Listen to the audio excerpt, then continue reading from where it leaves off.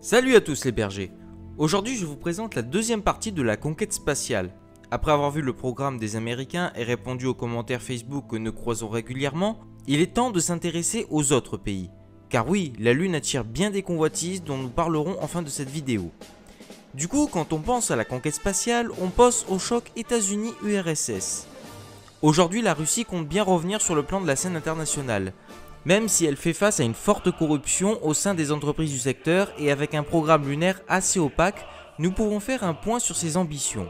L'industrie spatiale russe a été touchée de plein fouet par l'éclatement de l'Union soviétique et les crises financières qui ont mis à mal le budget consacré au spatial.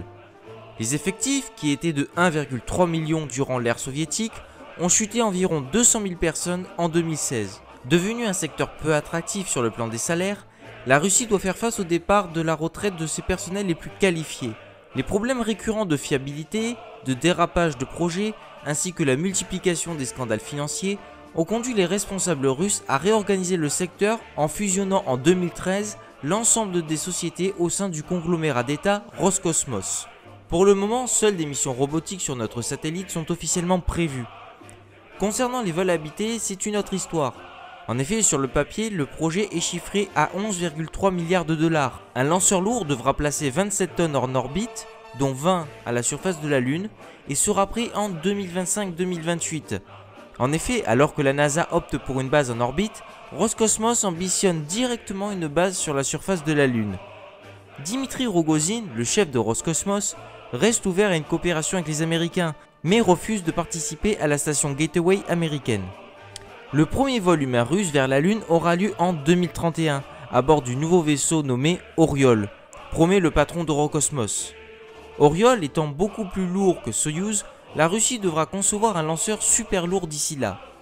Le choix n'est pour l'instant pas clair, soit plusieurs tirs d'Angara A5V, soit la fusée Yenisei ou la fusée Don. Alors sachant que les deux derniers projets dont je viens de vous parler, Yenisei et Don, n'existent que sur le papier et ne devraient effectuer leur premier vol qu'en 2030 au plus tôt. Un peu juste pour démarrer la construction de la base lunaire russe annoncée pour 2034-2035. La famille Angara n'en est elle-même qu'à sa phase de test, puisqu'une seule Angara 5 a été lancée avec succès en 2014. Le prochain essai prévu en 2019 a été reporté fin 2020. Un grand nombre de questions restent en suspens, comme le budget qui est prévu pour les 3 prochaines années qui est 20 fois inférieur à celui de la NASA. La coopération avec les Américains reste sur la table, mais apparaît fortement compromise par les tensions géopolitiques croissantes entre les deux pays. Au niveau des ambitions affichées, la Russie tient tête aux États-Unis et de la Chine, mais dans les faits, c'est une autre histoire. La Russie n'a effectué que 13 tirs réussis en 2018, largement distancée par les États-Unis, 34 tirs réussis, et la Chine, 38 tirs réussis. L'ancienne superpuissance traîne aussi un fort taux d'échec avec 7% sur les 8 dernières années. Le décalage entre ces résultats peu réjouissants et les promesses de Dmitry Rogozin exaspère même le Kremlin. Roscosmos doit résoudre un certain nombre de tâches essentielles avant d'envisager de retourner sur la Lune, comme l'amélioration de la précision du retour sur Terre, à l'instar de ce que fait Elon Musk avec sa firme SpaceX. La Russie ne possède à l'heure actuelle aucun programme clair. De plus, elle ne possède ni lanceur, ni vaisseau, ni rampe de fusée adéquate pour l'ambition du retour sur la Lune en 2030. Dans les faits, le véritable concurrent américain est la Chine. Depuis les années 70, la Chine suit une progression économique et militaire fulgurante. Dans l'objectif de détrôner les États-Unis, la Chine s'intéresse tout particulièrement à l'espace. Dans les années 70, elle s'est inspirée du missile balistique des FS-5 soviétiques pour créer sa classe de lanceurs Longue Marche 2, 3 et 4. Peu performant avec du carburant toxique et un entretien coûteux, la Chine décide au début des années 2000 de développer de nouveaux lanceurs. Pour accueillir le nouveau lanceur lourd Longue Marche 5, la Chine construit de 2009 à 2014 la base de lancement de Wencheng avec 2 pas de tir. Dans le même temps, la Chine est la 3e nation à envoyer un homme dans l'espace en 2003, grande fierté nationale. En 2011, elle envoie un embryon de station spatiale avec Tiangong 1 qui se consumera en 2018. Une deuxième station plus grande est envoyée en 2016, Tiangong-2, qui s'est consumée comme prévu en 2019. Dans le même temps, la Chine finit de développer sa gamme de lanceurs lourds avec Longue Marche 5 en 2016. En 2019, la Chine est au premier rang en termes de lancement. On compte 34 tirs, dont 2 échecs de la Chine, qui confie la totalité de ses satellites à ses lanceurs nationaux. 27 tirs pour les États-Unis et 22 pour la Russie. Mais elle est au 3e rang en termes de tonnage, mise en orbite avec 75 000 kg contre 165 000 pour les États-Unis et 83 000 pour la Russie. Ainsi, le programme spatial chinois imite la tortue américaine pendant les années 60. Elle procède par étapes en vue de son objectif, la Lune.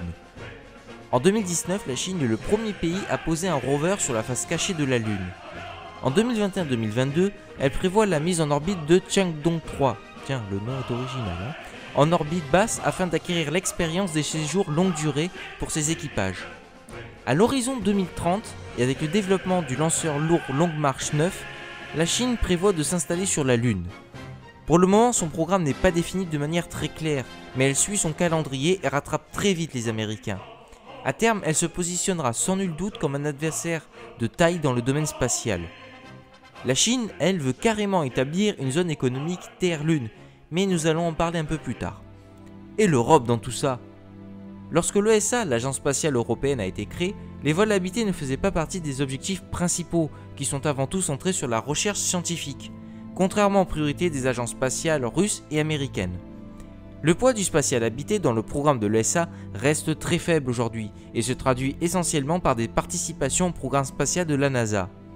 Le premier astronaute européen de l'ESA à avoir volé est l'allemand Ulf Melbourn, qui faisait partie du vol STS-9 de la navette spatiale en 1983. L'ESA est empêtrée depuis un moment dans la future fusée Ariane 6, qui doit la rendre indépendante des fusées Soyouz. Un premier lancement est prévu en 2020-2021. Concernant la conquête de la Lune, l'ESA participe au projet Artemis de la NASA. En effet, quand des astronautes se poseront sur la Lune en 2024, ils s'y rendront grâce au futur module de service européen. Airbus a remporté un contrat de 250 millions de dollars pour le module qui emmènera les astronautes américains sur la Lune. Pour le moment, les contours du village lunaire, présenté en 2019 par l'ESA, restent très flous. En effet, l'objectif est une base à l'horizon 2030-2035, mais à l'heure actuelle, aucun projet de retour sur la Lune n'est prévu. De plus, l'ESA recherche des partenaires privés pour financer son projet, comme Vinci ou Audi. Oui, vous imaginez des autoroutes Vinci sur la Lune, déjà que pendant les vacances, je vous dis pas les péages. Bon, blague à part, hormis faire un partenariat avec la NASA, l'Europe n'a pas les moyens nécessaires pour un plan ambitieux. Mais d'ailleurs, pourquoi retourner sur la Lune? C'est vrai, on y est déjà allé, non? La réponse dépend des pays. Pour les États-Unis, l'objectif est Mars. Pendant des années, un débat faisait rage dans la NASA pour savoir si oui ou non il fallait passer par la Lune pour aller sur Mars. Puis finalement, le retour sur la Lune fut une logique. En effet, la NASA n'est plus habituée aux longues missions habitées et doit réapprendre les techniques d'alunissage, mais aussi tester les techniques de construction sur la Lune pour ensuite les adapter sur Mars. Mais l'objectif est aussi financier. En effet, alors que tout le monde parle du programme Artemis, peu d'articles traitent des accords Artemis. Jusqu'au début des années 2000, la NASA avait le monopole de l'accès à l'espace et signa en 1966 le traité de l'espace, qui en gros accorde une liberté d'accès des États à cet espace sans que l'un d'entre eux puisse se l'approprier. Ainsi, l'espace n'appartient à personne, puisqu'aucun lieu ne peut devenir une propriété privée. Mais la donne a changé, avec des partenaires privés tels que SpaceX ou Boeing. La NASA a ainsi présenté les accords Artemis, que ses partenaires comme l'Europe doivent signer. Il s'agit tout bonnement d'exploiter les ressources de la Lune, de Mars et des astéroïdes. Oui, des astéroïdes. Selon la NASA, il s'agit d'une condition indispensable à une exploration spatiale sûre et durable, comme Spock. L'agence américaine assure ne pas violer le traité de 1966, mais il est tout de même question d'une exploitation commerciale des ressources de l'espace. De ce fait, il existe bien une notion de propriété privée. Si les USA désirent que tout le monde approuve les accords d'Artemis, la Russie et la Chine semblent résister. Selon le directeur de l'agence russe Roscosmos, il s'agit tout bonnement d'une invasion inacceptable de l'espace. D'ailleurs, la Chine veut elle aussi créer une zone économique Terre-Lune. Plus précisément, elle veut exploiter les ressources minières de la Lune pour les ramener sur Terre, mais aussi construire directement les fusées sur celle-ci, ce qui coûterait à terme moins cher. Ah ouais, ils sont loin d'être cons aussi quand il s'agit de pognon. En parlant de ressources, l'une d'elles est particulièrement convoitée, l'hélium 3, isotope déposé à la surface de la Lune par les vents solaires. Ce sera un combustible puissant pour les réacteurs à fusion sur une Terre qui sera avide d'énergie. Les réserves en hélium 3 de la Lune sont évaluées à 100 000 tonnes. Pour repère, on estime que l'Union européenne et les États-Unis consommeraient à eux deux 200 tonnes d'hélium 3 en un an pour assurer leurs besoins énergétiques. Quant aux terres rares, elles sont devenues aujourd'hui des éléments essentiels de tous nos appareils électroniques. La Chine produit à elle seule 70 à 90% de cette terre rare. Mais le désastre écologique associé à cette exploitation est tel que la Chine limite depuis plusieurs années ses exportations, sans compter qu'elles ne seront pas éternelles et vont s'épuiser rapidement dans les prochaines décennies. Les terres rares, malgré leur nom, sont courantes sur Terre, mais de manière très diffuse, nécessitant de traiter d'énormes quantités de minerais et d'énergie pour les récupérer. Aussi, délocaliser leur production dans l'espace, sur la Lune par exemple, est une option à l'étude pour préserver les ressources terrestres et pour limiter les tensions géostratégiques autour de ces matières premières devenues essentielles. Vous l'aurez compris, la conquête spatiale qui s'annonce mêle l'intérêt politique, scientifique, mais aussi économique à moyen et long terme.